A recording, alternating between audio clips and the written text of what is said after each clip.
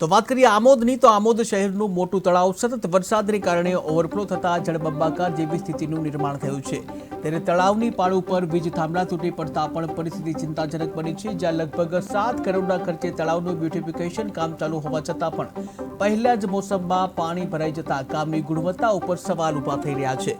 ત્યારે overflow pipe તળાવના level કરતાં ખૂબ જ નીચા બેસાડતા જે તળાવ એક મહિનામાં જ સુકાઈ જવાની આશંકાએ નાગરિકોમાં નારાજગી ફેલાઈ છે। ત્યારે ફુવારા પાણીમાં ડૂબી જતા કોન્ટ્રાક્ટરની માપણી ઉપર પણ ગંભીર સવાલો ઊભા થઈ રહ્યા છે। ત્યારે નાગરિકોએ નગરપાલિકા ખાતે રજૂઆત કરી તંત્ર અને કોન્ટ્રાક્ટર સામે કડક કાર્યવાહી કરવાની માંગ કરી છે। નમસ્કાર મિત્રો, આમોદમાં મોટા તળાવનું બ્યુટિફિકેશન કામ ચાલુ છે। તે તળાવ હાલમાં ઓવરફ્લો થતા તેનું પાણી અત્યારે બહાર નીકળી રહ્યું છે। આપણે જોઈએ છે કે આ જે તળાવ છે, મુખ્ય તળાવ આખો જળબંબાકાર જેવું ભરાઈ ગયું છે અને તેનું પાણી અત્યારે હાલ લેવલથી ઉપર થઈ ગયું છે, જેને અત્યારે બહાર જે ભૂંગળા નીચે મૂકવામાં આવ્યા તેના દ્વારા અત્યારે તે પાણી બહાર કાઢવામાં આવી રહ્યું છે। જ્યાં તેની બાજુમાં જ 2 વીજના થાંભલા છે, તે 2 દિવસની અંદર જે વરસાદ ખૂબ પડ્યો હતો તેની અંદર તે 2 વીજ થાંભલા પણ અહીંયા આગળ ધરાશાયી થઈ ગયા હતા, જેને લઈને અહીંના જે જીઈબીનું તંત્ર છે તે ખૂબ જ એલર્ટ હતું અને તેના દ્વારા સ્પેશિયલ એક લાઈન ખેંચવી અને આજુબાજુના જે વિસ્તારના લોકો છે તે લોકોને તાત્કાલિક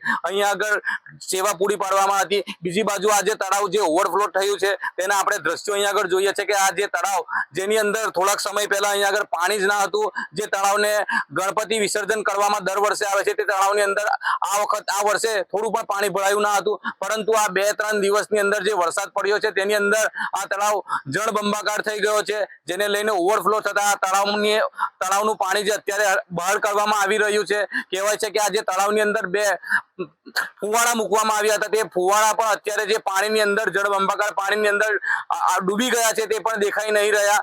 અત્યારે પાણી ખૂબ જ ઝડપથી અહીંયા આગળથી નીકળી રહ્યું છે અને પેલી બાજુથી સરભા, રોજ, ચકલા, અડવાલા જેવા ગામોના ખેતરોથી લઈને પાણી સીધું આમોદના મોટા તળાવની અંદર આવી રહ્યું છે, જેને લઈને આ તળાવ ઓવરફ્લો થયો છે।